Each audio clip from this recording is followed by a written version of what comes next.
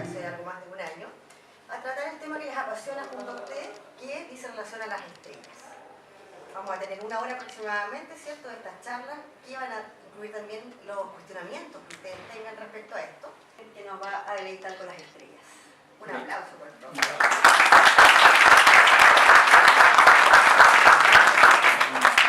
Gracias Manuel por la introducción y gracias a cada uno de los presentes por estar aquí hoy. Es un agrado poder compartir una de mis pasiones, que es la astronomía. Ciertamente hablar de las estrellas es hablar de algo fundamental.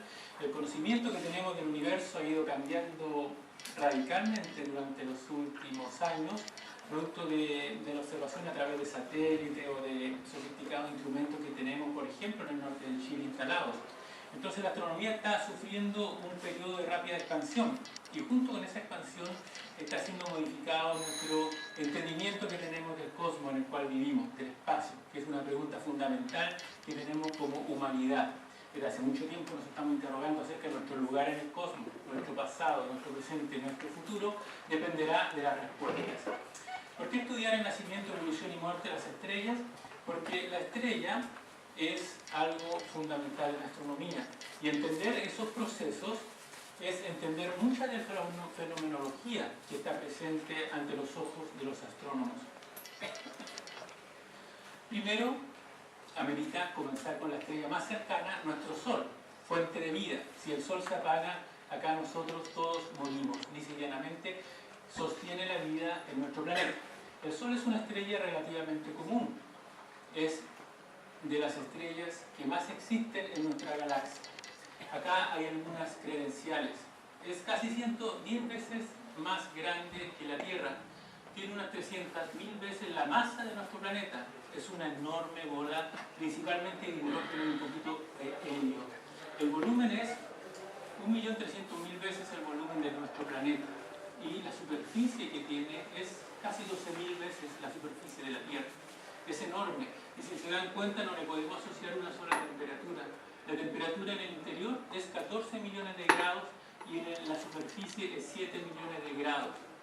Entonces la energía se produce en el interior del Sol y se radia. Avanza desde el núcleo hasta la superficie. Y una vez que toca la superficie, esos fotones, esa radiación escapa hacia nuestro planeta. Demora 8 minutos llegar el flujo de radiación a la Tierra.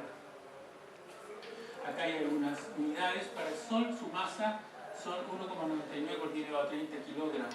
Y 50 a, en promedio, 150 millones de kilómetros, lo que llamamos una unidad astronómica. En promedio porque la órbita de la Tierra es una elipse. Entonces a veces se acerca, otras veces se aleja del Sol. Poquito, unos millones de kilómetros más o menos. Pero en promedio podemos decir que se encuentra a 150 millones de kilómetros más o menos. Bueno, muy interesante y tiene mucha actividad. A primera vista parece que el Sol está ahí hoy, es el mismo que vemos mañana o que veremos pasado mañana. Pero sin embargo, con satélites y con la instrumentación científica nos damos cuenta que es una estrella muy activa.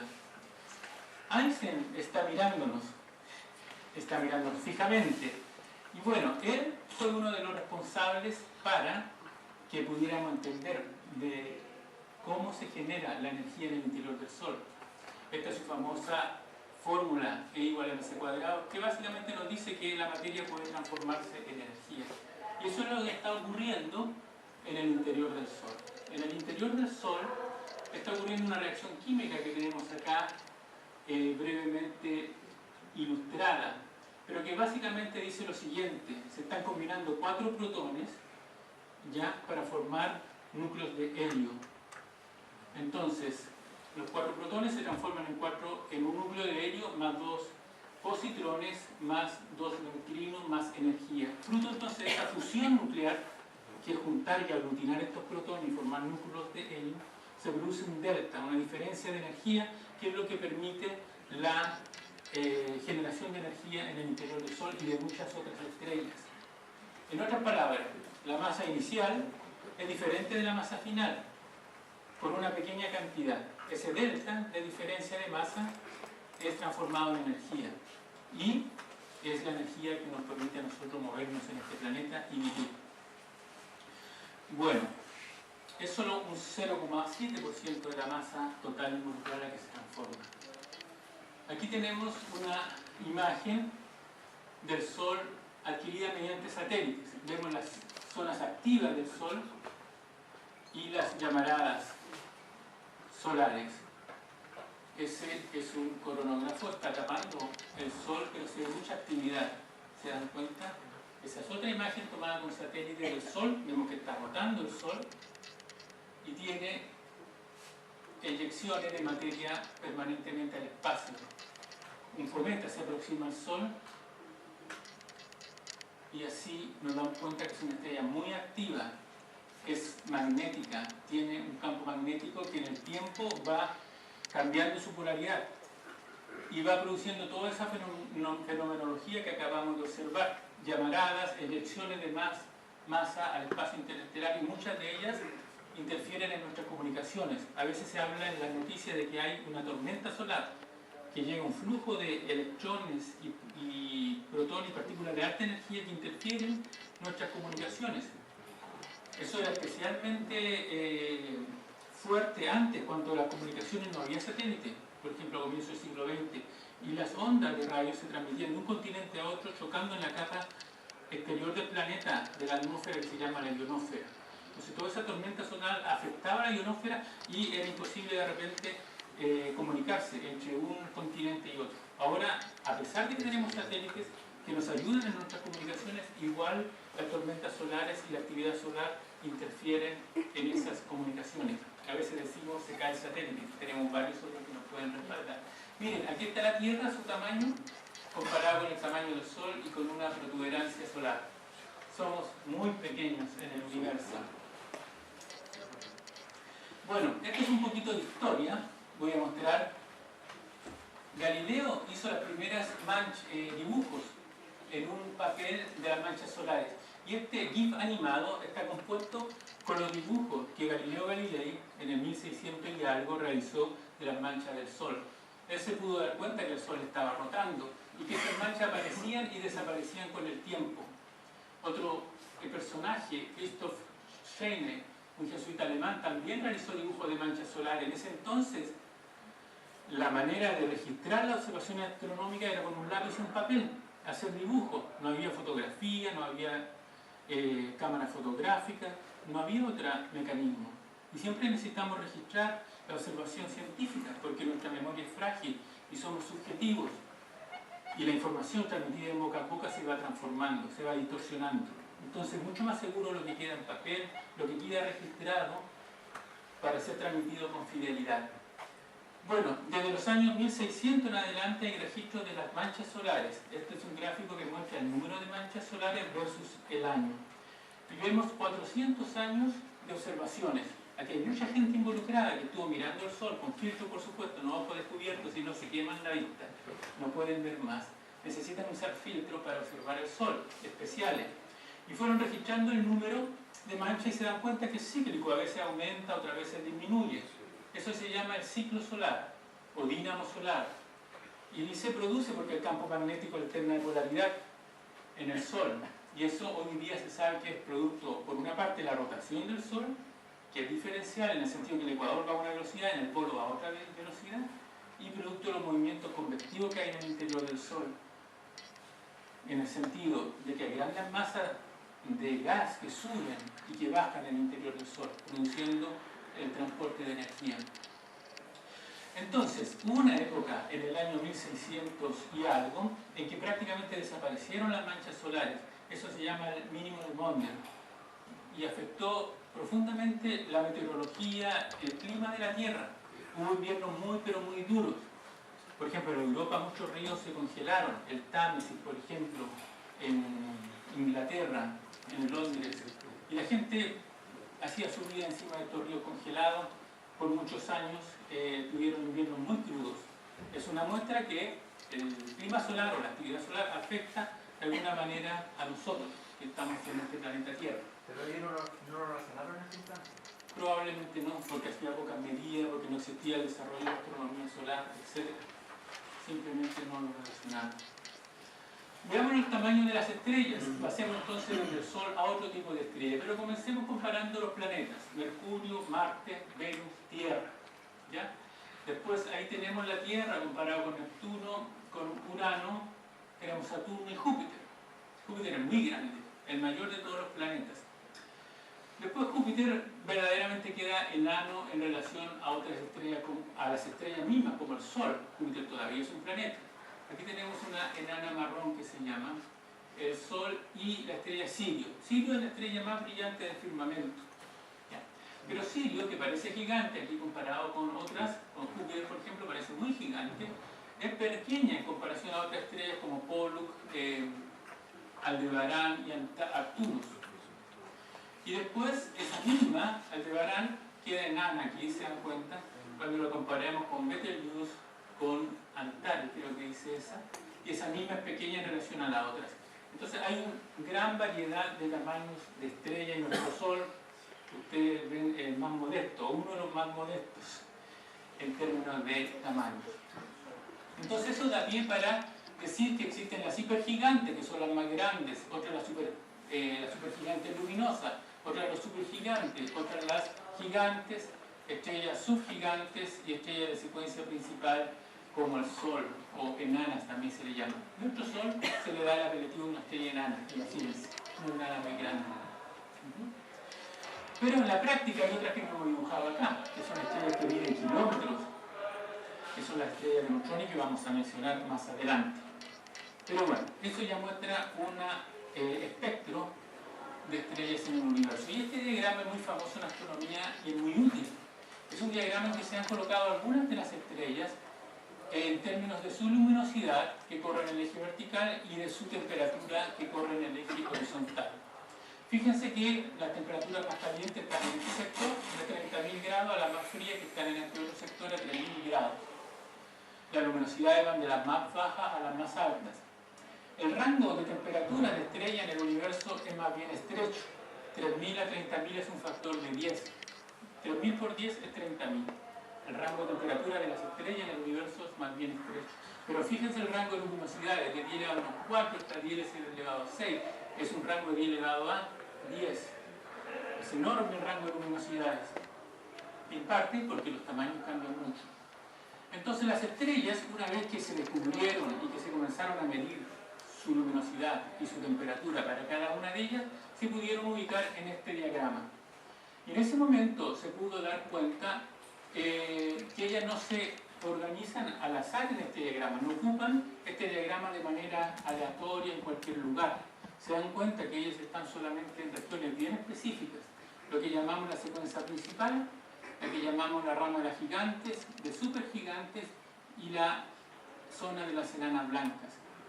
Tardó un tiempo en que la humanidad se diera cuenta, a través de la investigación, que esto representa la evolución de las estrellas. Hoy en día entendemos que las estrellas comienzan su vida en este diagrama en la secuencia principal. A partir de la condensación de una nube de gas y polvo, generan presión y temperatura tan alta en su centro que comienzan esas reacciones nucleares que le dan energía y brillo a las estrellas. Entonces nacen desde las más pequeñas, o a veces nacen las más masivas. Las más pequeñas y frías son las más rojas, las más grandes y masivas son las más azules. Bueno, eso es durante un tiempo en que pueden vivir en un equilibrio. Cuando se rompe ese equilibrio, que voy a explicar más tarde, ellas salen de esta secuencia principal y se tornan gigantes, luego supergigantes y finalmente terminan como enana blanca, que es la historia de nuestro Sol. Nos encontramos en la mitad de la vida de nuestro Sol y va a el Sol terminar como una enana blanca, y ya voy a explicar cómo. Bueno, esto es lo que le estoy diciendo. Las estrellas se mueven de una zona de ese diagrama a otro una vez que se rompe un equilibrio. El equilibrio que ocurre durante la mayor parte de la vida de la estrella es entre la fuerza de gravedad y la fuerza de presión. La fuerza de gravedad tiende a colapsar la estrella. La fuerza de presiones en el interior, debido al calor que se está generando, tiende a expandir la estrella. Y toda la vida de la estrella es una lucha, una competencia entre ambos fuerzas entre ambos tendencias, una que tiende a colapsar la estrella y la otra que la tiende a dilatar. Y durante esas grandes épocas de equilibrio, estas dos tendencias están en equilibrio, no hay competencia, ninguna prima en términos de la otra. Pero fíjense que si nosotros llegáramos a suprimir la fuente de energía en el interior, la estrella tendería a colapsar, se rompería el equilibrio, la estrella se mueve de un sector del diagrama a otro, se torna más luminosa, más grande, hasta que nuevas temperaturas y presiones permiten de que otro tipo de reacciones nucleares se comiencen a producir ahí y de nuevo la estrella llega a una zona de equilibrio. Y esa es la historia de la estrella. Una lucha permanente entre la gravedad y las fuerzas generadas en su interior producto de la generación de energía. Aquí tenemos brevemente el ciclo de vida del Sol. Desde que nace hasta el presente nos encontramos a 4.500 millones de años desde el comienzo y hacia el futuro. Se calentará, se inflamará, será una gigante roja, expulsará sus capas superiores, quedará su núcleo convertido en una enana blanca, habiendo pasado por una fase que se llama nebulosa planetaria. Entonces el Sol se encuentra justo en la mitad de su vida. Le quedan todavía 4.500 millones de años más antes de englobar incluso la órbita de Marte, se va a pasar mucho el Sol, va a quedar la Tierra dentro del Sol y luego terminar como un cadáver estelar, que es la enana blanca, que no genera energía. La enana blanca ya se comienza a enfriar simplemente, pero no tiene generación de energía. Bueno, no debemos preocuparnos porque nos quedan 4.500 millones de años más. Todavía. Aquí vamos a comenzar a mostrar algunos ejemplos de estrellas. Aquí está la estrella T-Tauri, envuelta en una nube de gas y polvo, que es una estrella que está en formación. Este es un prototipo de estrella que está siendo recién formada. Se está recién produciendo a partir de una nube de gas y polvo. Se están contrayendo sus capas exteriores y ha comenzado ya a brillar. Es una estrella nueva. Acá tenemos otro ejemplo, FU Orionis, que en el proceso de colapso de esa nube de gas y polvo ocurren erupciones. Esta es la luz de la estrella versus el tiempo en años. Desde 0 a 50 años vemos que a veces la luz o el brillo aumenta. En FU Orionis, otra estrella de la misma clase, B1515 Cygnus, también aumenta. Esta tiene una erupción acá, ¿ves? El B1057 Cygnus. Entonces hay un grupo de estrellas que se llama la estrella FU Orionis, en donde hay erupciones. Y esa erupción ocurre cuando el material cae sobre la superficie de la estrella. Lo interesante es que hace unos meses atrás se descubrió un planeta alrededor de ella, que es muy similar a la Tierra. Entonces, todavía es como muy complicado imaginar un viaje espacial para nosotros, porque son miles de años ida y vuelta a la tecnología que tenemos, pero sin embargo ya hay un multimillonario que ofreció enviar un dron ya impulsado por la radiación del Sol. Entonces es una maquinita chica que va a tomar fotos, va a hacer un poco de turismo y va a volver con la información y nos va a permitir saber si hay marcianos o lo que sea. Bueno, entonces todos esos son proyectos que no son tan descabellados, de hecho están siendo tomados en cuenta y publicados en revistas diferentes, y es interesante. Próxima Centauri es un motivo de gran investigación científica hoy en día y podría ser nuestro primer blanco. Polaris es otra estrella interesante, es la estrella polar. Es una estrella de 7000 grados, radio 45 veces el radio del Sol, se encuentra a 431 años luz, la masa es 6 veces la masa del Sol, la luminosidad 2440 luminosidades solares. Fíjese que Polaris también es un sistema triple, tiene Polaris AB y Polaris B como miembro del sistema, y lo interesante es que pulsa con un periodo de casi 4 días, se hace más grande, más chica, más grande, más chica, y varía un 3% su luminosidad. Es un miembro de las estrellas cefeidas, es la estrella cefeida más brillante y apunta hacia el polo norte. Nosotros de aquí no la vemos porque estamos en el hemisferio sur, pero si viajamos al hemisferio norte vamos a poderla ver y vamos a decir, ah, esta es la estrella de los navegantes, la guiaba a los navegantes cuando no existían, ¿no es cierto?, otro instrumento más sofisticado de navegación por los océanos. Era la estrella que apuntaba al polo norte. Pero bueno, nunca ha sido así siempre. La estrella que apunta al polo norte ahora es Polaris, pero resulta que si vemos un diagrama de la Tierra está haciendo un movimiento, es como un tronco. Aquí la Tierra está inclinada en relación a su vertical. Ese es el eje de rotación de la Tierra, el azul. Y el eje de rotación de la Tierra está haciendo este movimiento. ¿Se dan cuenta? Está haciendo un movimiento que se llama precesión. No sé si han jugado el trompo, probablemente ya no existe ese juego, pero los que vivieron esa época, o han visto a lo mejor videos ya de lo que es el trompo, se pueden dar cuenta que el trompo tiene un movimiento muy particular. Eso es lo que está haciendo nuestro planeta en el espacio. Claro que con un periodo de 20.000 años más o menos, demora mucho. Pero como resultado de eso, el eje de rotación hoy está apuntando a Polaris, pero va en la práctica describiendo un círculo en el firmamento en medio de las estrellas. Entonces, estos son los años. Este es el año 0, el año 2000, Polaris está en el círculo hacia el cual apunta nuestro eje de rotación, pero en el año 4000 ya no va a ser Polaris, en el año 6000 tampoco. Es decir, el eje de rotación de la Tierra va a ir moviéndose de Polaris hacia otras direcciones. Y hace 2000 años atrás, o 4000 años atrás, acá, menos 2000, menos 4000, por ejemplo en el año 3000 a.C., cuando los grandes faraones gobernaban Egipto, la estrella que apuntaba hacia el polo norte es esta. Y este tiene un nombre, se llama Tuban, ¿ya?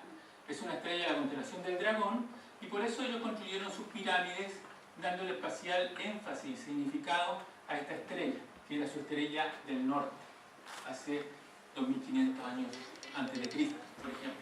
Y muchas de sus pirámides están orientadas de manera que sus canales o sus aberturas por las caras de las pirámides apuntan a esta estrella Tuban. Muy interesante entonces, fue la estrella polar en el año 2500 antes de Cristo. Hay otras estrellas que rotan muy rápido. Son las estrellas que se llaman BE. Gamma Cassiopea es una de ellas. Y aquí vemos Gamma Cassiopea, muy brillante, cerca de una nebulosidad. Son estrellas que cuando colapsaron de la nube de gas que las formó, producto del colapso comenzaron a girar muy rápido, producto de lo que se llama la conservación del momento angular en física. Entonces estas estrellas se achataron también. Hoy en día son las estrellas que rotan más rápido en la secuencia principal. Por ejemplo, a 432 kilómetros por segundo están girando, muy muy rápido y están achatadas, por eso están en esta forma como de balón de rugby o algo así. Entonces giran tan rápido que comienzan a deshacerse y forman un disco de gas alrededor, un disco circunestelar que se llama de gas. Esta estrella Gamma Cassiopea tiene 25.000 grados, un radio 10 veces el radio solar, se encuentra a 615 años luz de nuestra Tierra, tiene una masa de 15 masas solares y una luminosidad de 34.000 veces la luminosidad del Sol. Ok, es primera vez que se descubrió en esta estrella en el espectro líneas de emisión, porque siempre en la estrella se descubrían líneas en sus espectros de absorción, pero por primera vez se descubrieron líneas de emisión y era debido a que hay un disco de gas que está produciendo ese fenómeno. Bueno, sigamos nuestra exploración por el universo mirando distintos tipos de estrellas. Aquí hay una muy bonita. Esto es la constelación de Escorpión. ¿Se dan cuenta? Están, bueno, con algunas líneas tratando de representar acá la cola del escorpión, qué sé yo, por aquí hay una tremenda tenaza, por acá hay otra. Pero esta sería como el ojo cerca de la cabeza del escorpión. Antares, una estrella gigante, amarilla, muy linda, que es muy grande. Mira, aquí se ha dibujado la órbita de Marte en línea achurada, y Antares es más grande que la órbita de Marte. La órbita de Marte ya tiene 227 millones de kilómetros de radio, y Antares tiene 300 millones de kilómetros de radio, comparado con nuestro Sol, que es un puntito ahí, y Arturo, que es una estrella gigante pero no tan grande. Entonces la temperatura de esta estrella es 3400 grados, el radio 883 veces el del Sol, se encuentra a 620 años luz, la masa es 2 veces la masa del Sol y la luminosidad 57.500 veces la luminosidad del Sol en la supergigante roja cercana a la eclíptica, que es el plano en donde se encuentra la Tierra y el Sol. Eso sería el eclíptico, un plano. En ese plano se encuentra Antares o Alpha Scorpii. Cuando decimos Alpha Scorpii es la estrella más brillante de la constelación de Scorpio. Cuando decimos Beta es la segunda más brillante, Gamma es la tercera más brillante, y así las letras griegas nos van dando un orden de brillo en cada constelación. Entonces acá tenemos otras estrellas supergigantes rojas muy limitadas, Aldebarán, la constelación del Toro o Tauro, y el grupo de las Pléyades, que es un cúmulo abierto de estrellas jóvenes.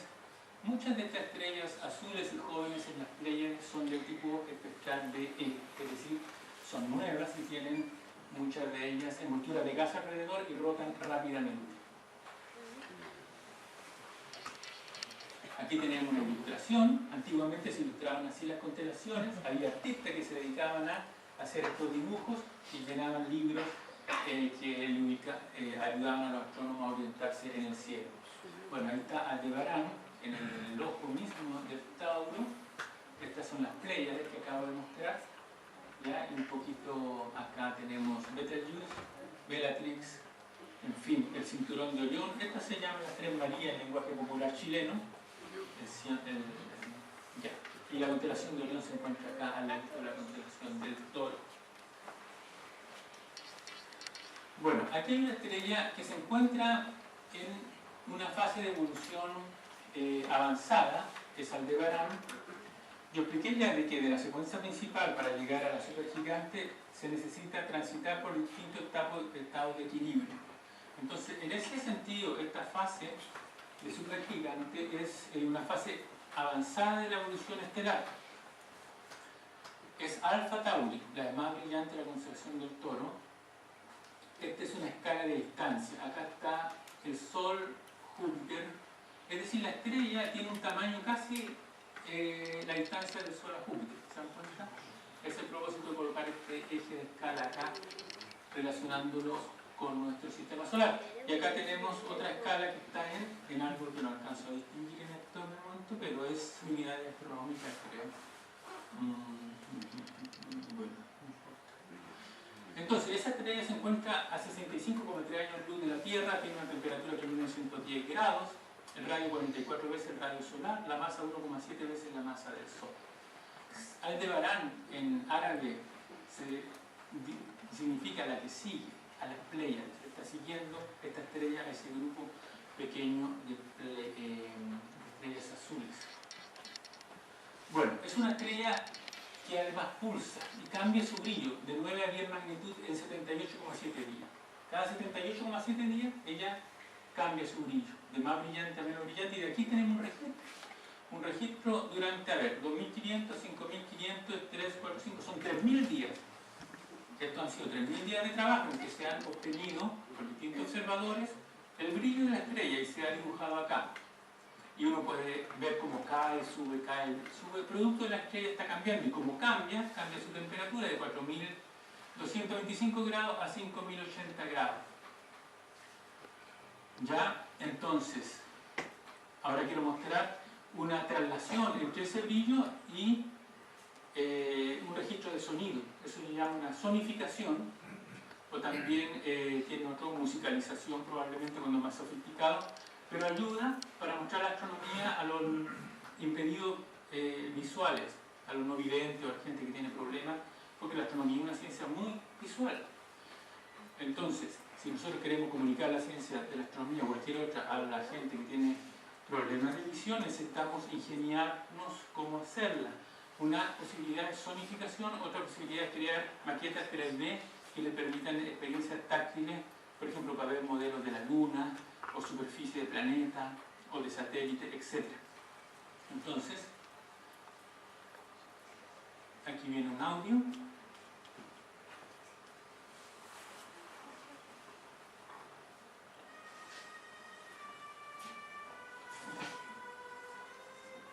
¿Se escucha algo, no? Sí.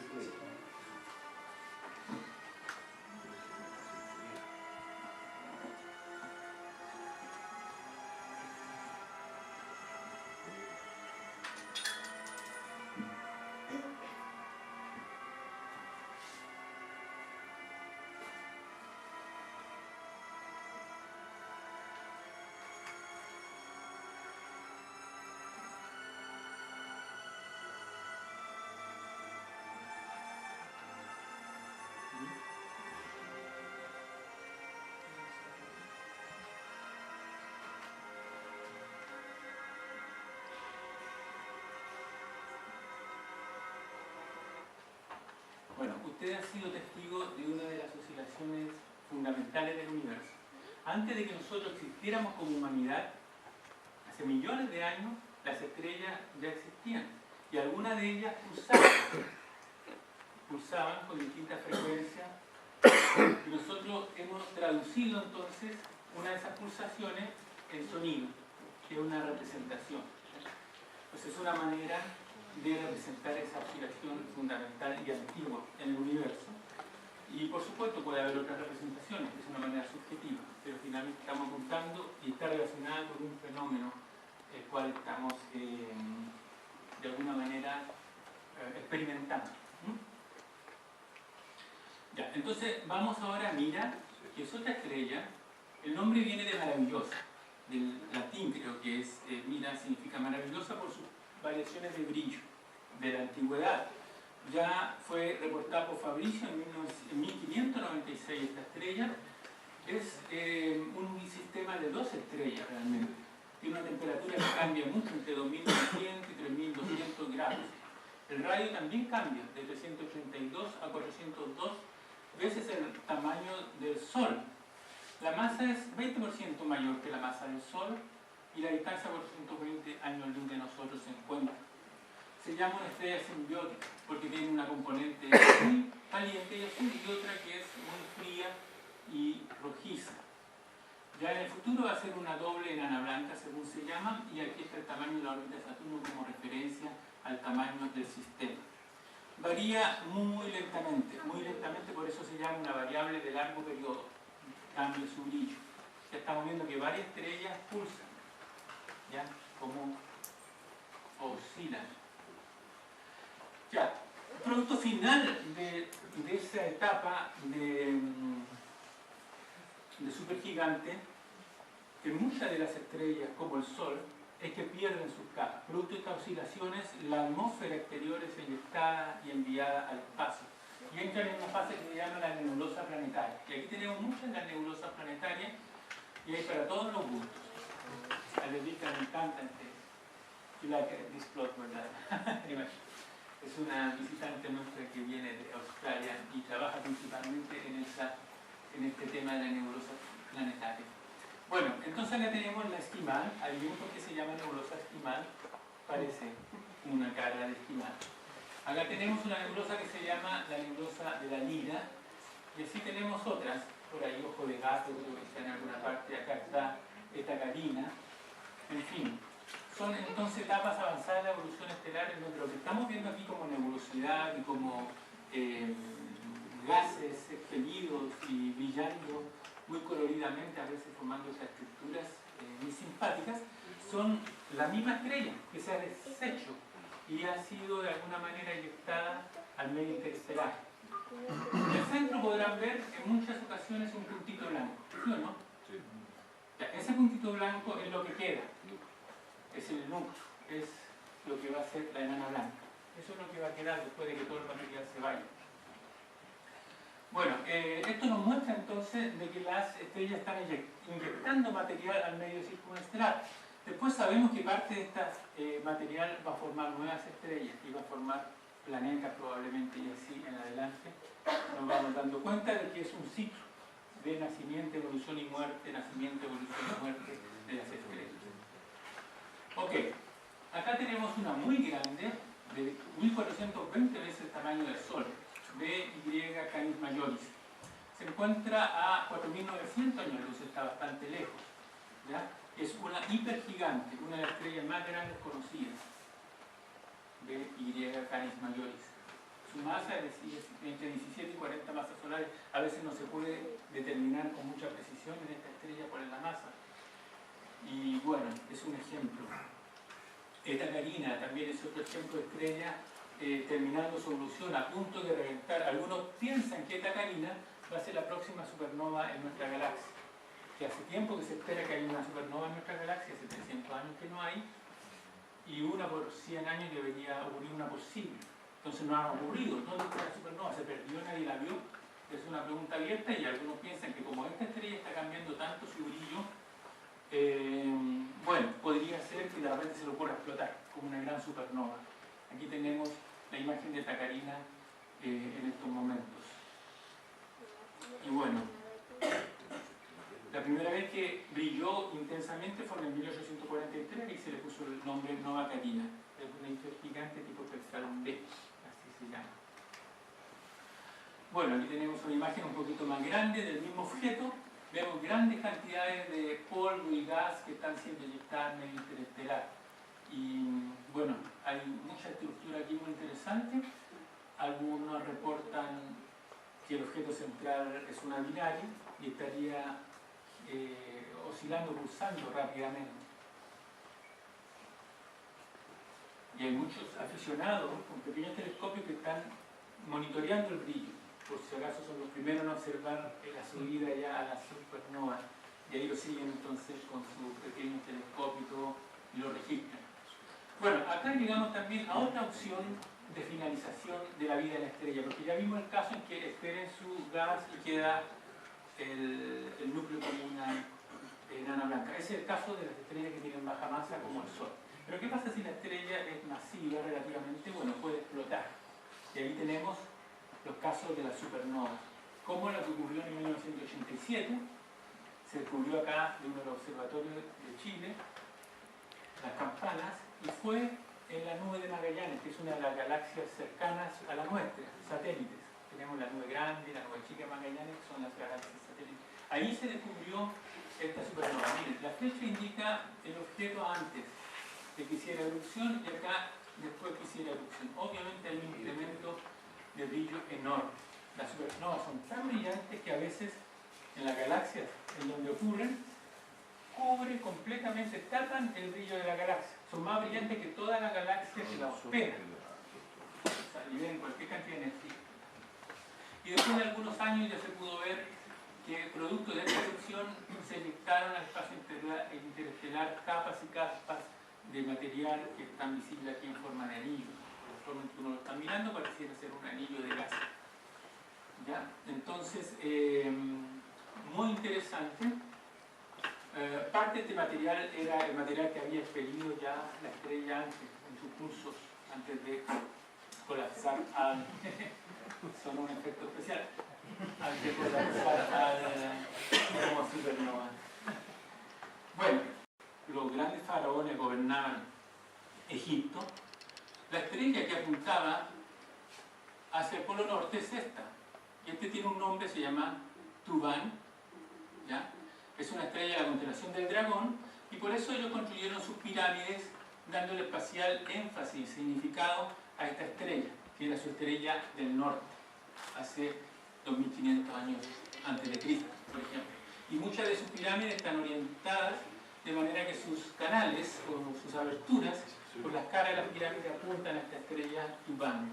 Muy interesante entonces fue la estrella polar en el año 2500 antes de Cristo.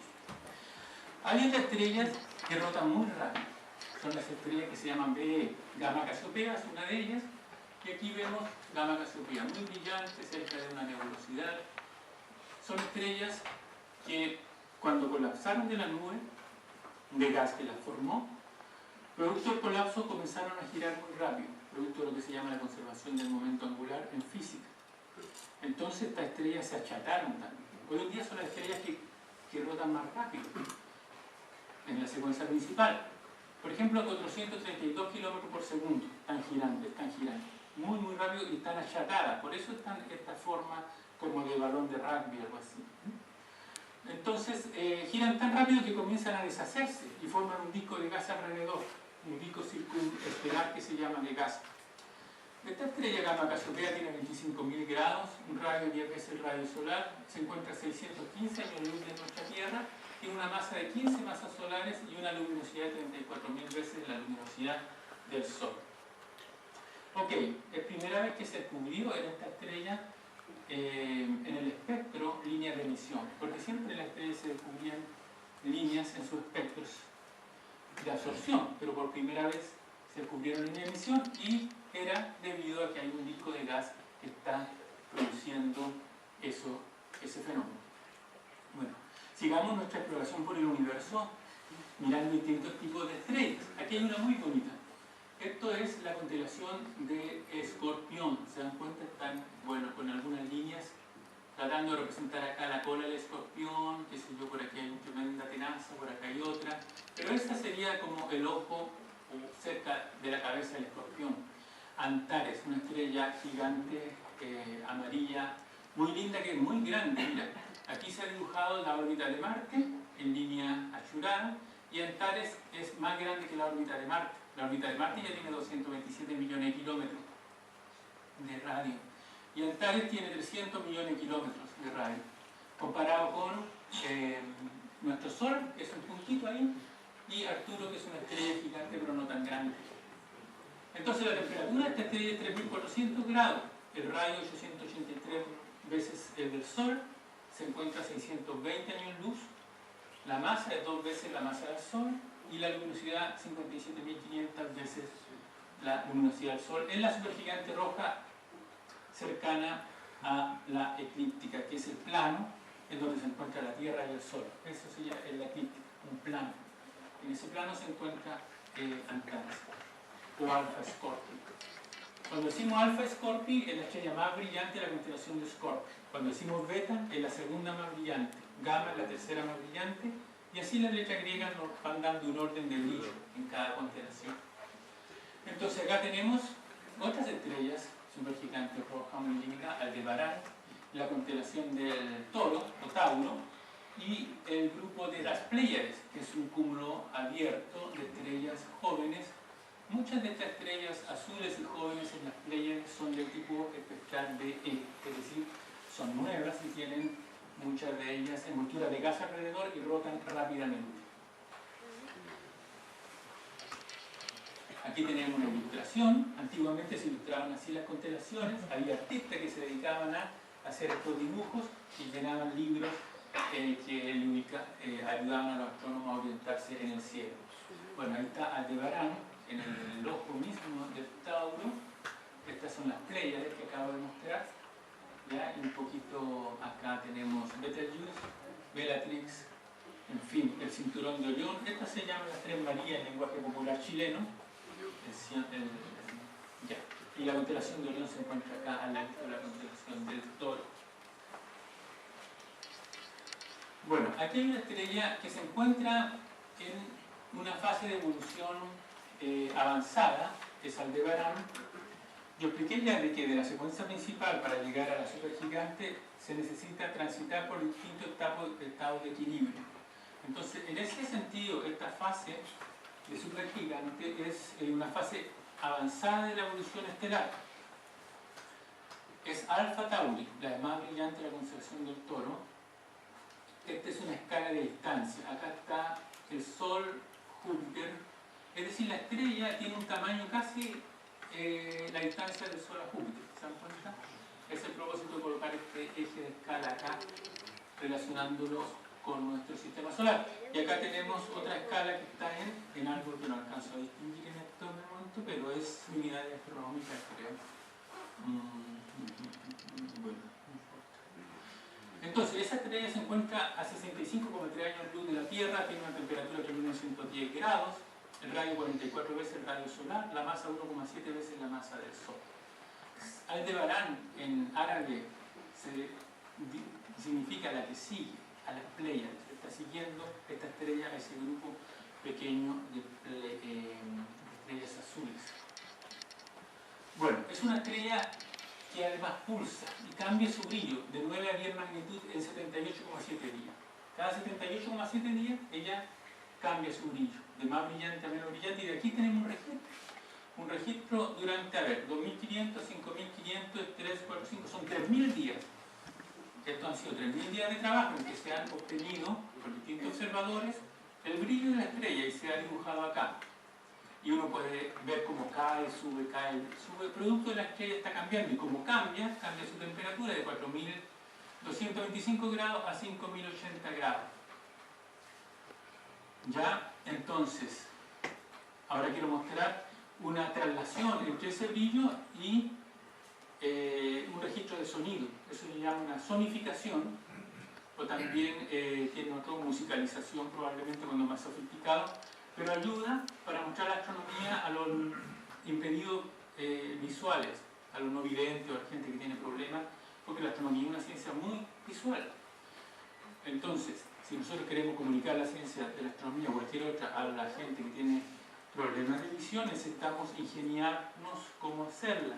Una posibilidad es zonificación, otra posibilidad es crear maquetas 3D que le permitan experiencias táctiles, por ejemplo, para ver modelos de la Luna, o superficie de planeta, o de satélite, etc. Entonces, aquí viene un audio.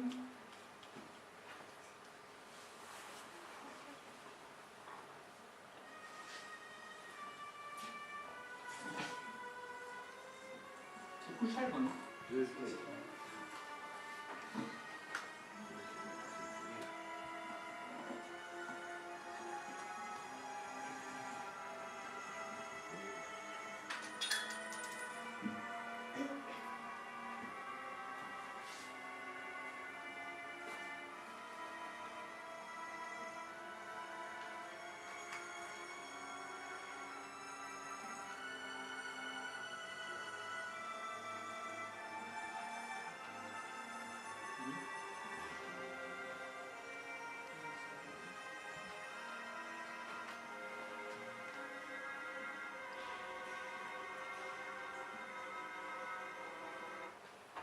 Bueno, usted ha sido testigo de una de las oscilaciones fundamentales del universo. Antes de que nosotros existiéramos como humanidad, hace millones de años, las estrellas ya existían. Y algunas de ellas pulsaban con distintas frecuencias. Y nosotros hemos traducido entonces una de esas pulsaciones en sonido, que es una representación. Pues es una manera de representar esa oscilación fundamental y antigua en el universo. Y por supuesto puede haber otras representaciones, que es una manera subjetiva, pero finalmente estamos apuntando y está relacionada con un fenómeno el cual estamos de alguna manera experimentando. Ya, entonces vamos ahora a Mira, que es otra estrella. El nombre viene de maravillosa, del latín creo que es, Mira significa maravillosa por sus variaciones de brillo de la antigüedad. Ya fue reportada por Fabricio en 1596 esta estrella. Es un sistema de 2 estrellas realmente. Tiene una temperatura que cambia mucho, entre 2200 y 3200 grados. El radio también cambia, de 382 a 402 veces el tamaño del Sol. La masa es 20% mayor que la masa del Sol y la distancia por 120 años luz de nosotros se encuentra. Se llama una estrella simbiótica porque tiene una componente muy caliente y azul y otra que es muy fría y rojiza. Ya en el futuro va a ser una doble enana blanca según se llama, y aquí está el tamaño de la órbita de Saturno como referencia al tamaño del sistema. Varía muy lentamente, por eso se llama una variable de largo periodo, cambia su brillo. Ya estamos viendo que varias estrellas pulsan, ¿ya? Como oscilan. Ya, el producto final de esa etapa de supergigante, que muchas de las estrellas, como el Sol, es que pierden sus capas. Producto de estas oscilaciones, la atmósfera exterior es eyectada y enviada al espacio. Y entran en una fase que se llama la nebulosa planetaria. Y aquí tenemos muchas de las nebulosas planetarias, y hay para todos los gustos. A Levita me encanta you like this plot, ¿verdad? Es una visitante nuestra que viene de Australia y trabaja principalmente en este tema de la nebulosa planetaria. Bueno, entonces acá tenemos la esquimal. Hay un por qué se llama nebulosa esquimal, parece una cara de esquimal. Acá tenemos una nebulosa que se llama la nebulosa de la Lira, y así tenemos otras, por ahí Ojo de Gato, creo que está en alguna parte, acá está Eta Carina, en fin. Son entonces etapas avanzadas de la evolución estelar en donde lo que estamos viendo aquí como nebulosidad y como gases expelidos y brillando muy coloridamente, a veces formando esas estructuras muy simpáticas, son la misma estrella que se ha deshecho y ha sido de alguna manera eyectada al medio interestelar. En el centro podrán ver en muchas ocasiones un puntito blanco, ¿sí o no? Sí. Ya, ese puntito blanco es lo que queda. Es el núcleo, es lo que va a ser la enana blanca. Eso es lo que va a quedar después de que todo el material se vaya. Bueno, esto nos muestra entonces de que la estrellas están inyectando material al medio circunestelar. Después sabemos que parte de este material va a formar nuevas estrellas y va a formar planetas probablemente, y así en adelante nos vamos dando cuenta de que es un ciclo de nacimiento, evolución y muerte, nacimiento, evolución y muerte de las estrellas. Ok, acá tenemos una muy grande, de 1420 veces el tamaño del Sol, BY Canis Majoris. Se encuentra a 4900 años luz, está bastante lejos, ¿ya? Es una hipergigante, una de las estrellas más grandes conocidas, BY Canis Majoris. Su masa es entre 17 y 40 masas solares. A veces no se puede determinar con mucha precisión en esta estrella cuál es la masa. Y bueno, es un ejemplo. Eta Carina también es otro ejemplo de estrella terminando su evolución, a punto de reventar. Algunos piensan que Eta Carina va a ser la próxima supernova en nuestra galaxia. Que hace tiempo que se espera que haya una supernova en nuestra galaxia, hace 300 años que no hay, y una por 100 años debería ocurrir una por siglo. Entonces no ha ocurrido. ¿Dónde está la supernova? ¿Se perdió? ¿Nadie la vio? Es una pregunta abierta, y algunos piensan que como esta estrella está cambiando tanto su brillo, bueno, podría ser que de repente se le ocurra explotar como una gran supernova. Aquí tenemos la imagen de Eta Carina en estos momentos. Y bueno, la primera vez que brilló intensamente fue en el 1843 y se le puso el nombre Nova Carina. Es una hipergigante tipo Persalón B, así se llama. Bueno, aquí tenemos una imagen un poquito más grande del mismo objeto. Vemos grandes cantidades de polvo y gas que están siendo inyectadas en el interestelar. Y bueno, hay mucha estructura aquí muy interesante. Algunos reportan que el objeto central es una binaria y estaría oscilando, pulsando rápidamente. Y hay muchos aficionados con pequeños telescopios que están monitoreando el brillo, por si acaso son los primeros en observar la subida ya a la supernova, y ahí lo siguen entonces con su pequeño telescopio y todo, y lo registran. Bueno, acá llegamos también a otra opción de finalización de la vida de la estrella, porque ya vimos el caso en que esperen su gas y queda el núcleo como una enana blanca. Ese es el caso de las estrellas que tienen baja masa como el Sol. Pero ¿qué pasa si la estrella es masiva relativamente? Bueno, puede explotar.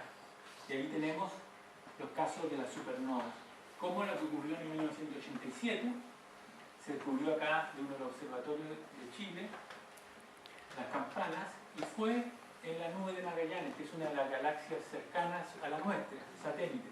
Tenemos la nube grande, la nube chica de Magallanes, que son las galaxias satélites. Ahí se descubrió esta supernova. Miren, la flecha indica el objeto antes de que hiciera erupción, y acá después que hiciera erupción. Obviamente hay un incremento de brillo enorme. Las supernovas son tan brillantes que a veces en las galaxias en donde ocurren, cubre completamente, tapan el brillo de la galaxia. Son más brillantes que toda la galaxia que la hospeda. O sea, liberan cualquier cantidad de energía. Y después de algunos años ya se pudo ver que producto de esta erupción se inyectaron al espacio interestelar capas y capas de material que están visibles aquí en forma de anillo. De la forma en que uno lo está mirando pareciera ser un anillo de gas. ¿Ya? Entonces, muy interesante. Parte de este material era el material que había expelido ya la estrella antes, en sus pulsos, antes de colapsar al... Sonó un efecto especial. Antes de colapsar como supernova. Bueno, la nuestra, que es la nube de Magallanes. ¿Ya? Entonces, el tema es que, bueno, había un operador de telescopio ahí tomándose un break en las Campanas, mira al cielo y se da cuenta de que hay un objeto que no reconoce. Entonces va rápidamente a conversar con el astrónomo profesional y resulta que ahí los dos miran el cielo y claro, es la supernova que está apareciendo. Y ahí rápidamente se contactan con los centros internacionales en que registran este tipo de eventos y se manda el mensaje a toda la comunidad astronómica que comienza a seguir el proceso de la supernova 1987A. Muy interesante. Es ahí donde se forman los elementos químicos más pesados del universo en la supernova. Y lo vamos a ver luego. Una estrella que merece la pena mencionar, 51 Pegasi, porque aquí fue la primera estrella en donde se descubrió un planeta, en el año 1995. Habían sido detectados algunos planetas alrededor de pulsares, pero sin mucha certidumbre. Bueno, esta estrella es más o menos modesta, en el sentido que se parece a nuestro Sol, 5.571 grados de temperatura, un radio de 1,2 veces el radio del Sol, se encuentra a 51 años luz, una masa solo el 10% mayor que la masa del Sol y la luminosidad 30% mayor que la luminosidad del Sol. El planeta que se descubre en el año 1995 por Michel Mayor y Didier Queloz es un planeta relativamente grande, tiene más de 149 masas de la Tierra y una temperatura caliente para nuestro gusto, no lo podríamos ir a vivir ahí, 1284 grados, demasiado caliente, pero fue el primero y de ahí ya no para, porque llevamos más de 4.000 planetas descubiertos, muchos de ellos confirmados, otros en proceso de confirmación. Y bueno, esto comenzó la fiebre de los exoplanetas, que ahora es la locura misma. Ya, pero ese entonces tiene ese honor, 51 Pegasi, en ser una estrella relativamente modesta, pero la primera en donde se descubrió un planeta extrasolar. Aquí hay una fantasía, los artistas, digo yo, contribuyen a la astronomía porque son capaces de representar escenarios que de otra manera no se pueden acceder. Nadie puede ir ahí y mirar cómo se ve el planeta. Entonces el artista ayuda con su imaginación a ubicarnos en un planeta que es uno de los planetas de 51 Pegasi. Bueno, a todo eso, el primer planeta, los planetas a veces pueden ser varios que se pillan alrededor de una estrella, entonces se empiezan a colocar letras B, C, D, E, F. 51 Pegaso B, 51 Pegaso C, y así sucesivamente. Esa es la nomenclatura que se usa para denominar a los planetas alrededor de estrellas. Es una muy magnética, se puede decir. Bueno, hay binares también, estrellas en general en el universo, las estrellas no están aisladas. Nuestro Sol está aislado aparentemente. Alguna gente dice que tiene una compañera que viene y se va y que por eso ocurren las extinciones masivas, como cuando murieron los dinosaurios. Dicen, no, que pasó una estrella cercana y se fue y dejó la escoba. Bueno, el tema es que nadie ha descubierto una estrella compañera del Sol, y hasta el momento no hay. Entonces aparentemente el Sol es una estrella Sol. Por eso. Bueno, pero en general no es así. La mayoría de las estrellas viven en compañía. Son miembros de sistemas binarios, donde hay dos estrellas juntas, o miembros de sistemas múltiples, donde hay 3, 4 o más de estrellas. Y bueno, en general cuando tenemos un par de estrellas giran alrededor de un centro común que se llama el centro de masa. Esto también ocurre con los planetas y el Sol, por ejemplo la Tierra y el Sol. También gira alrededor del centro de masa. Lo que pasa es que ese centro de masa en el sistema Tierra-Sol se encuentra prácticamente en el centro del Sol porque el Sol es enormemente masivo. Pero el Sol también se mueve, producto de la Tierra, especialmente de Júpiter, que es más masivo, alrededor del centro de masa del sistema binario, del sistema solar. Bueno, son interesantes porque, por varias razones, muchos de los objetos muy interesantes del universo ocurren acá en sistemas binarios. Por ejemplo, Algol, o Beta Perseo, la segunda estrella más brillante de la constelación del Perseo. Es un sistema de una estrella fría y caliente, 4.000 y 12.000 grados, de tamaño 3 veces más o menos el tamaño del Sol. Se encuentra a 93 años luz de la Tierra y una estrella está transfiriendo parte de su material a la otra. Se vacía una estrella sobre la otra, rejuveneciendo una estrella y dejando y perdiendo gran parte de su masa a la otra. Ya una tiene 0,6 masa solar y la otra 3,5 veces la masa del Sol. Las luminosidades son muy parecidas, 0 veces la luminosidad del Sol, y ahí vemos a Perseo con la cabeza de la medusa en la mitología, ¿cierto? Y varias estrellas allí en esa imagen. Entonces la primera y más brillante estrella binaria eclipsante que se haya descubierto, eclipse. O sea, aparte de ser esa configuración, están orientadas de tal manera que el sistema se mueve en un plano en el cual está nuestra línea de vista. Entonces a veces una estrella tapa la otra y sucesivamente. Cada vez que una estrella tapa la otra, baja la luz.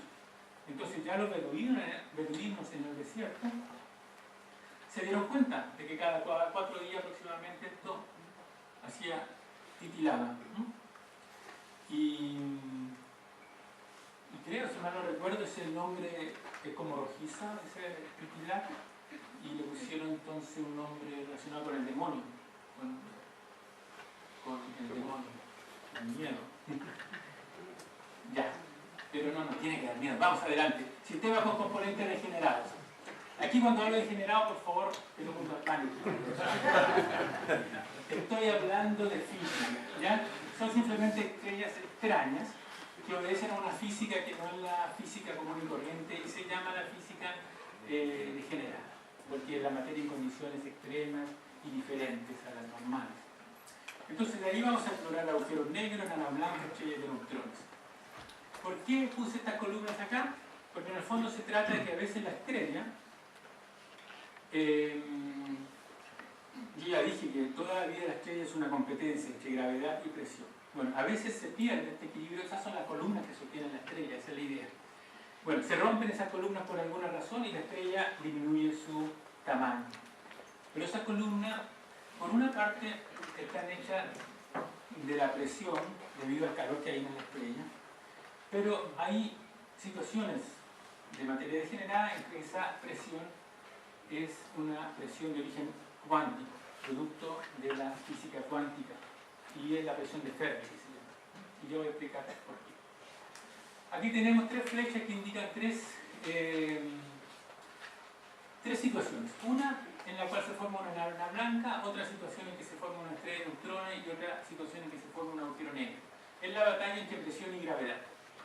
Bueno, cuando la masa del objeto que colapsa es menor que 1,4 masas solares, esto se llama la base Chandrasekhar, entonces resulta de que la estrella colapsa hasta que los electrones ya no pueden colapsar más, porque ellos empiezan a ocupar lo que se llaman números cuánticos hasta que llenan todas sus capacidades. Según el principio de exclusión de Pauli, de la mecánica cuántica, dos electrones no pueden tener los mismos números cuánticos. Entonces, cuando tú aprietas estos electrones en la estrella, empiezan a llenar sus números cuánticos, que son los niveles posibles de acceso de energía, y empiezan a llenar todos los niveles, y llega un momento en que ya no pueden llenar más los niveles disponibles cuánticos de energía. Eso se llama, que en ese momento están ejerciendo una presión, no una presión térmica que conocemos nosotros, por ejemplo, la que sentimos en la mano cuando soplamos. Esa presión también que sentimos es una presión de origen cuántico, que se llama presión de Fermi, y realmente es lo que detiene el colapso de la estrella en el caso de las enanas blancas, cuando se forma la enana blanca. Eso ocurre cuando la masa es poca. Pero ¿qué pasa si vamos a una masa que es más de 1,4 masas solares y menos de 3 masas solares? Entonces, aún la presión de generación de electrones no puede detener el colapso. Y los electrones se combinan con los protones y se forman neutrones. Y son los neutrones los que entran a ocupar estos niveles de energía hasta no poder más ocupar energía y ejercen una presión de degeneración, ¿sí? Y de Fermi, y que impiden el colapso. Pero en ese momento, como el objeto es otro el que se forma, el objeto que se forma acá, que se llama estrella de neutrones. Pero ¿qué pasa cuando la masa que colapsa es aún mayor que 3 veces la masa del Sol? ¿Sí? En ese caso, ni aún la presión de generación de neutrones puede detener el colapso, y lo que se forma es un agujero negro. En ese caso gana la gravedad finalmente esta batalla ya de compresión y se forma el agujero negro. Bueno, enanas blancas se conocen ya desde el siglo XIX, tamaño similar a la Tierra, ponemos toda la masa del Sol, la comprimimos en la Tierra y tenemos una enana blanca, 200.000 veces la densidad de la Tierra. Es decir, en una cucharada de té tenemos un auto con esa masa, es 1 tonelada. Bueno, uno toma una cucharada de café, es algo livianito, ¿cierto? Pero si lo hicieran lo mismo en una enana blanca, la cucharada de café llenaría con esa materia degenerada, pesaría bastante, no podríamos levantarlas, es más o menos 1 tonelada cada cucharada, no es poco, ¿ya? ¿Dónde se cubrió una de las primeras? Alrededor de Sirio. Se vio que Sirio cambiaba su posición desde 1910 hasta 1990 y se descubrió que tenía una compañera que la estaba moviendo de un lado para otro. Se hicieron los análisis y se descubrió que la estrella compañera Sirio es una enana blanca. Entonces, ahí hay un ejemplo de enana blanca que fue descubierta, bueno, hace ya algún tiempo atrás. Así que son más bien antiguos en su concepción. Ahí tenemos entonces Sirio, que es también Alfa Maris Majori, la estrella más brillante del firmamento, y es un sistema de dos estrellas, Sirio A y Sirio B, 10.000 y 25.000 grados cada una, pero una es más bien pequeña y la otra tiene 1,7 veces el radio del Sol. Se encuentran a 8,6 años luz Sirio de nosotros. Las masas son 2 masas solares, 0,98 masas solares, la luminosidad 25 y 0,026. Si nosotros vamos al diagrama HR que mostré al comienzo, a ver qué tipo de objetos son los que tienen luminosidades de centésimas de la luminosidad del Sol y tamaños milésimas del tamaño del Sol, esto es más o menos el tamaño de la Tierra, vamos a darnos cuenta que esta estrella, Sirio B, es una enana blanca. Entonces esa es la compañera de Silva, es una enana blanca. Bueno, ahí está Sirio, Mirsam, Adara, Aludra, la constelación del Canis Mayor y otras más por acá. En fin, es para orientar un poco. Aquí está Orión, su cinturón, Rigel, etc. Varias estrellas y bueno, se vería mejor con la luz apagada. ¿Podemos apagar la luz? Solo para tener una mirada de esto. ¿Cómo se ve? ¡Ah, qué maravilla! Ya, ahora sí. Ya, espera, no la enciendas todavía. Bien, ahí está el cookies. Sirio, Mirsam. Ya, qué bonito. Ya, ahora pueden encender la luz. Era para que tuvieran un poquito un gusto. ¿La va a dejar? Ya, bueno. Si quieren la dejan así como quieren. Bueno, sigamos viendo que transferida a la enana blanca, que es muy pequeña, se forma un disco. Esto se llama el disco de acreción. Estas se llaman estrellas cataclísmicas y el disco comienza a experimentar transición de estados de alta densidad a baja densidad, y cada vez que hay una densidad muy alta, el disco, viscosidad, el disco colapsa y se empieza a llenar de nuevo y colapsa. Entonces hay ciclos en que el disco se llena, se vacía, se llena, se vacía, y eso se ve en las oscilaciones de luz. El sistema comienza a tener erupciones. A veces queda por harto tiempo en un sistema de quietud, ahí de repente baja y empieza a oscilar y así. Pero eso es lo que está ocurriendo.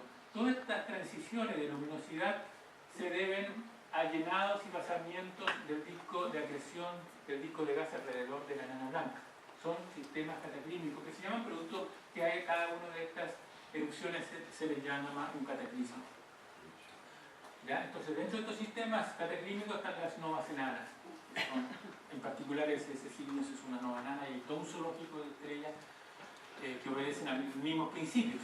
El Ophiuchus es algo similar, pero la erupción ocurre mucho más espaciada en el tiempo, cada varios años. Se le llamó Nova GK Perseo en 1901 y luego se descubrió de que volvía a hacer erupción. Entonces es una nova recurrente. Aquí la erupción no ocurre en el disco, como en el caso de las novas enanas. La erupción ocurre en la superficie de la enana blanca porque se acumula mucho material y al acumularse material se calienta. Se calienta tanto que la temperatura viene a ser la misma temperatura que tenemos en el interior del Sol, 10 millones de grados fácilmente. Entonces ocurren reacciones termonucleares. Las mismas reacciones nucleares termonucleares que ocurren en el interior de la estrella, como el Sol, empiezan a ocurrir en la superficie de la enana blanca después de suficiente tiempo que se ha formado esa capa y se han alcanzado esas presiones y esas temperaturas para comenzar la reacción termonuclear. Son el tipo de novas recurrentes. Otro objeto interesante. Bueno, vamos al que descubrió los famosos neutrones. Estos ya son físicos que trabajaban en la naturaleza misma de la materia. James Chadwick descubre los neutrones en el año 39 y recibe el premio Nobel en el año 35. Un neutrón son 1800 veces más masivo que el electrón, no tiene carga eléctrica. Existen en los núcleos atómicos y satisfacen también el famoso principio de exclusión de Pauli, el cual mencioné. Y son relevantes porque ellos forman la famosa estrella de neutrones. Ahí tenemos una estrella de neutrón típica en comparación con Vancouver, en Canadá. Entonces tienen típicamente 10 kilómetros de tamaño y están sostenidos por la presión de generación de los neutrones qué? Es una densidad 1000 millones de veces mayor que la densidad de la nana blanca. En una cucharadita de té ya no tenemos una tonelada, tenemos 10 elevado a 9 toneladas. 1000 millones de veces la tonelada que pesaba una materia de una nana blanca en un centímetro cúbico. Es mucho, muy denso. Ahí tenemos una estructura. Bueno, estos objetos existen, realmente existen, eso es lo increíble. Y bueno, se descubrieron algunos de ellos en los años, en el año 67, un estudiante de doctorado detectó los pulsos que estas estrellas emitían a la Tierra cuando giraban muy rápido. Ustedes han visto las bailarinas en el esquí, ¿no es cierto?, cuando abren los brazos más lento, pero si llegan a cerrar los brazos, se empiezan a girar rápidamente. Eso es conservación de momento angular. Lo mismo ocurre cuando se forman las estrellas de neutrones. La materia va colapsando, colapsando, y cada vez que disminuye el radio, aumenta la velocidad de rotación. Y como estos objetos son tan pequeños que miden unos kilómetros, pensemos que colapsaron de distancia astronómica, de 700.000 kilómetros mide el Sol, hasta 3 kilómetros, por ejemplo. Entonces, la velocidad de rotación que adquieren en ese proceso es enorme. Entonces, se transforman en verdaderos faros que comienzan a emitir radiación a intervalos regulares a nuestro planeta. Y fueron detectados entonces por Jocelyn Bell, y al principio eran un completo misterio. Era una interferencia en nuestra atmósfera, eran los rusos, era una inteligencia extraterrestre, no sabemos. Bueno, hoy día sí sabemos, yo no sabía, nosotros tenemos una perspectiva del tiempo a nuestro favor. Y entonces se cubrieron los pulsares. Ahí tenemos entonces imágenes como aparece y desaparece el pulsar del cangrejo. Si no recuerdo, en la nebulosa del cangrejo tenemos un pulsar. No todos emiten en longitudes de onda óptica que podemos ver, algunos son de radio. Pero ves cómo desaparece a veces uno de los dos, tenemos dos estrellitas, y una aparece y desaparece muy rápido. Entonces se comenzaron a descubrir más y más y más agujeros, estrellas de neutrones convertidas en pulsares. No todas las estrellas de neutrones se transforman en pulsares, muchas de ellas sí.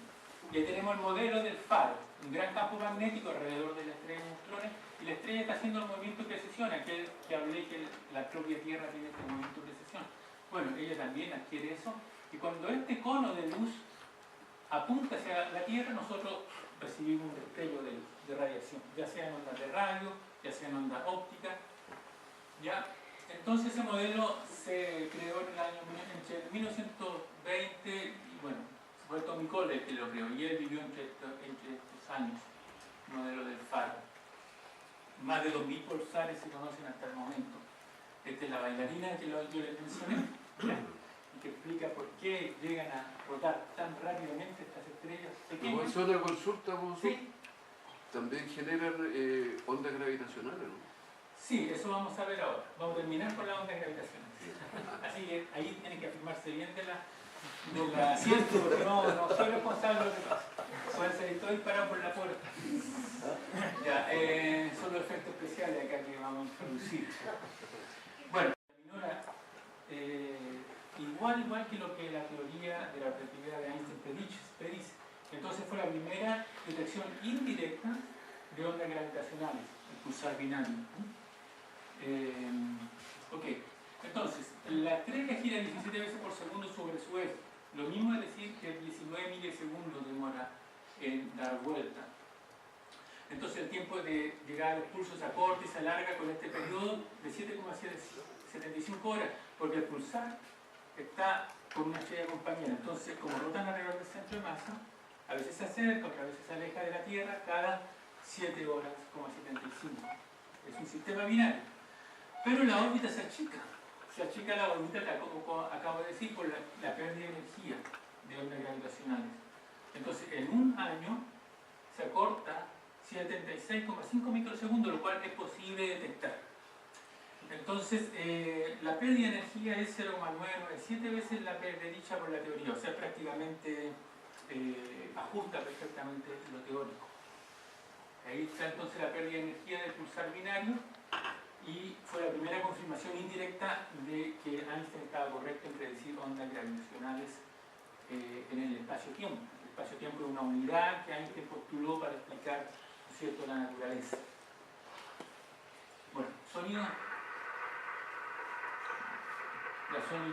Luego tenemos la conversión de señales luminosas en sonido para explicar los pulsares. Este es más lento. Es el segundo.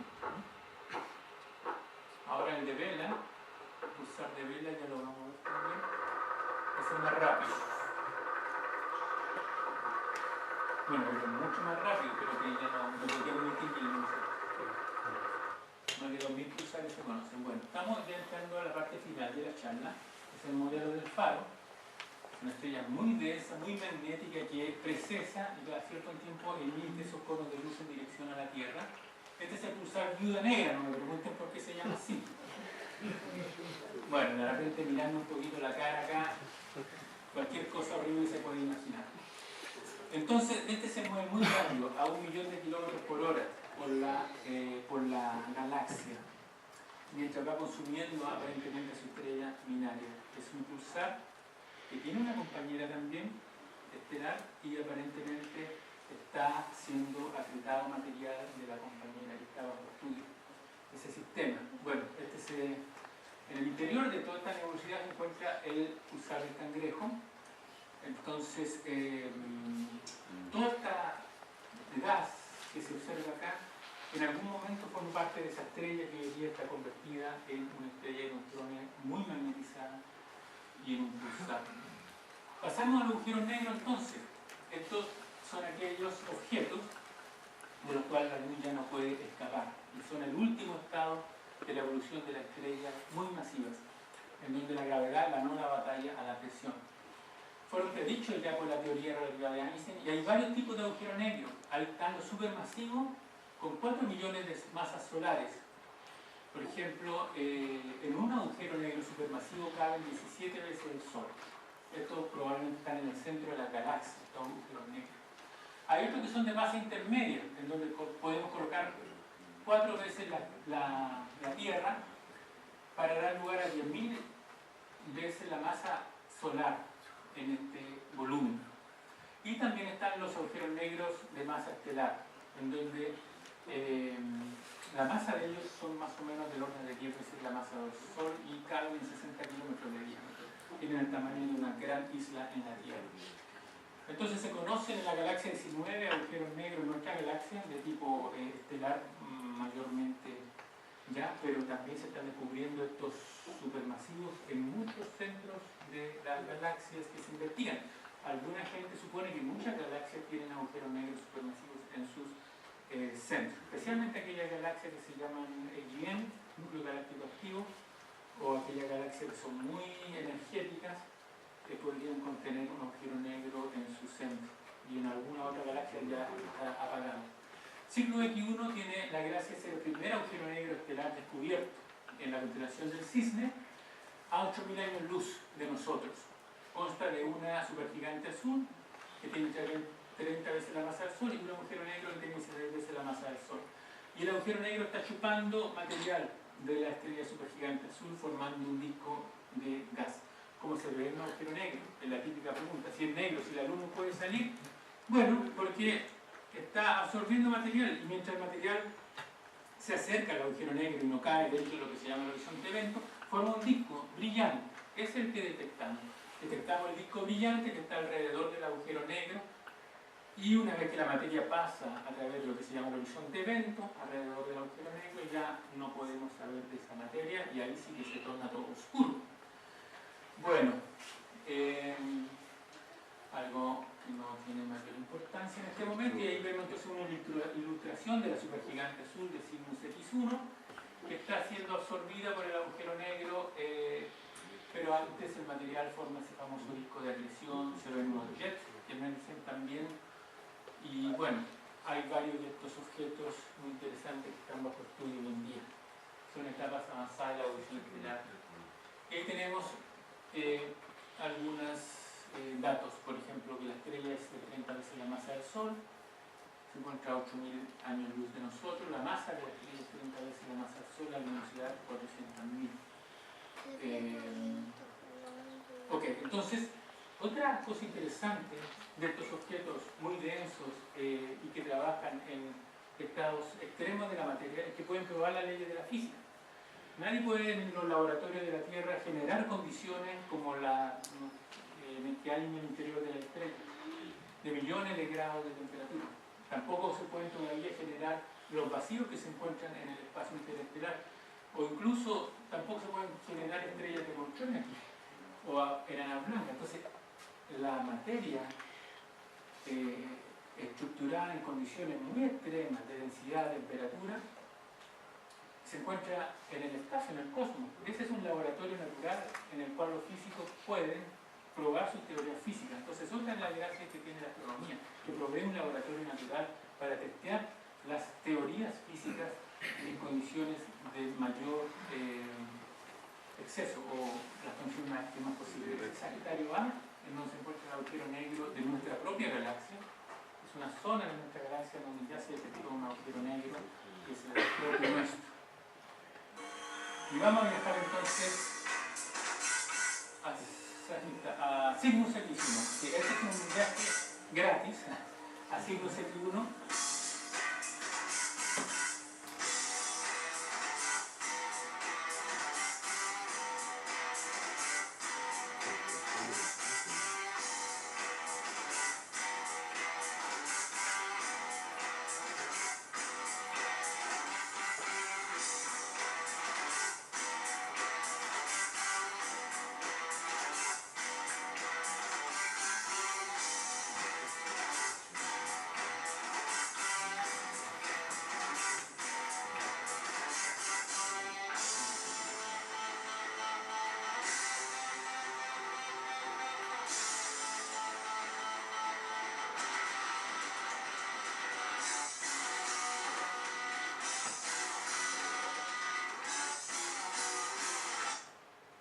Lamento el final tan abrupto, todavía no sé cómo hacerlo más suave, no sé todavía cómo hacer ese final más suave. Bueno, ¿qué vamos a hacer? Ya salimos entonces de la influencia del agujero negro y terminamos ya con ondas gravitacionales, que es la gran notición de este año, que se pudo descubrir cómo dos estrellas de neutrones colapsaron, emitiendo una tremenda explosión no solamente de ondas gravitacionales, que ya había ocurrido el año pasado, el anuncio de que dos agujeros negros lo habían hecho, pero sino que también radiación. O sea, esa es la gracia de este evento.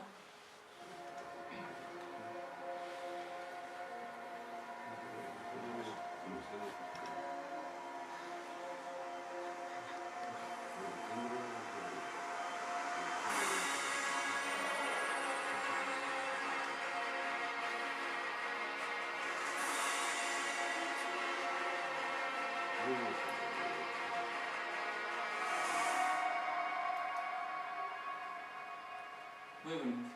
Es bonito porque estamos lejos. Ok, ya. Crédito, por supuesto, a la NASA y su famoso Goddard Space Flight Center, con sus simulaciones y animaciones que son fantásticas. Y bueno, esto se siguió, primero se detectó en estos dos observatorios, tres, Virgo, LIGO, en Estados Unidos e Italia. Entonces ahí se detectó la onda gravitacional. Inmediatamente hubo comunicación entre varios centros astrofísicos del mundo y se monitoreó con 70 observatorios, que son los puntitos que se ven a lo largo de todo el planeta, y con 7 satélites espaciales. Entonces fue un triunfo en el fondo del trabajo mancomunado. Fue un ejemplo de cómo la ciencia ahora avanza, no con los genios aislados como antiguamente en el Renacimiento, un Leonardo da Vinci, no. Ahora la ciencia avanza en grupo, en equipo, en trabajo que utiliza la combinación de distintas expertise o sinergias. Y bueno, ese es un ejemplo. Mapa de la colaboración, 70 observatorios de radiación electromagnética siguieron el evento que les acabo de mostrar.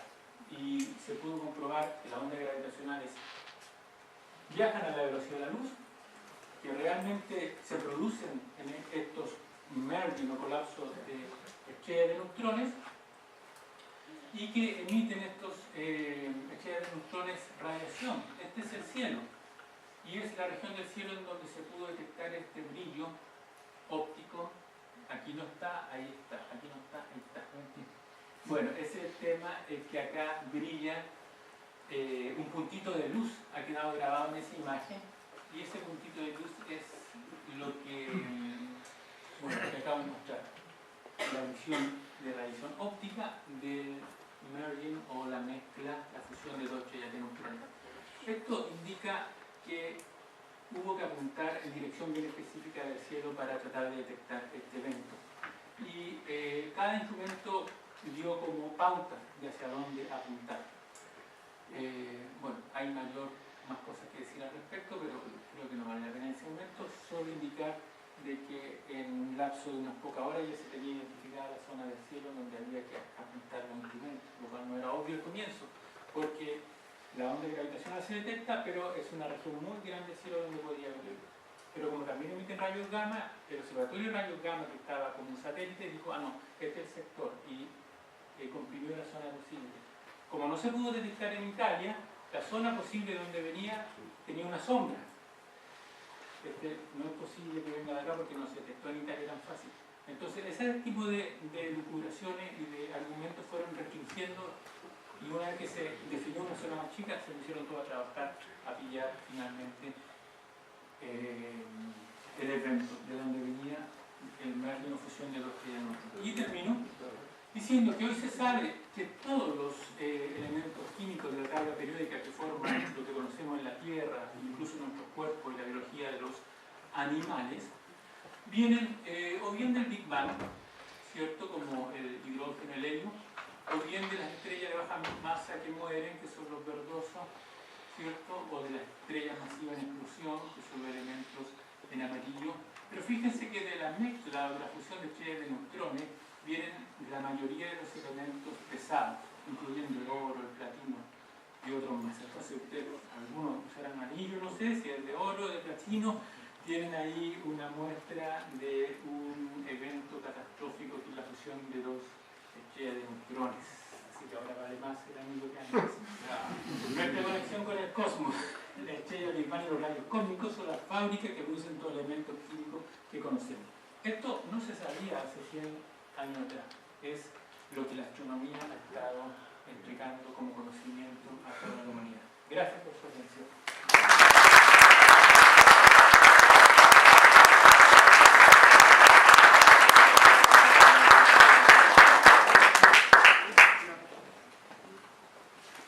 ¿Sí? Primero, gracias por la charla, estuvo súper entretenida y me surgieron dos preguntas. La primera, que tiene que ver un poco con lo que mostraba recién de la tabla periódica. Si el Sol es una estrella de masa baja, o sea, mediana, baja, Sí. baja, y entonces se puede generar hasta el cadmio en su muerte estelar más o menos. Entonces, ¿por qué en nuestro planeta nosotros somos capaces de encontrar oro o plata que se forman de explosiones de estrellas más pesadas? Que eso quiere decir que el Sol es como una estrella secundaria de otra explosión. Sí, ¿Por qué? se supone que la tercera generación de estrellas, es decir, el material que conforma el Sol ya pasó por dos erupciones de supernova anteriormente. ¿Quién más? ¿Tiene alguna pregunta?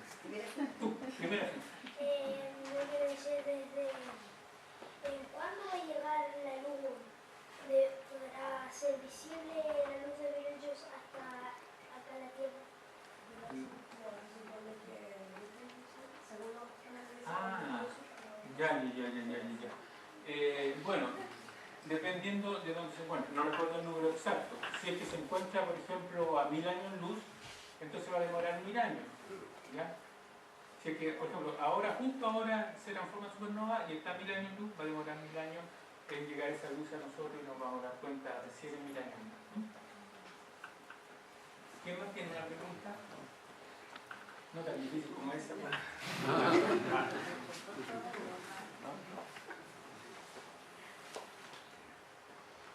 ¿Preguntas, dudas, comentarios? ¿Sí? ¿Cuándo se empezaron a formar la primera estrella y por qué en ese momento? Ah, ya, ¿cuándo se empezaron a formar La primera generación de estrellas. Bueno, Desde el Big Bang. sí. No sé por qué pasó en ese momento y no lo tocó antes.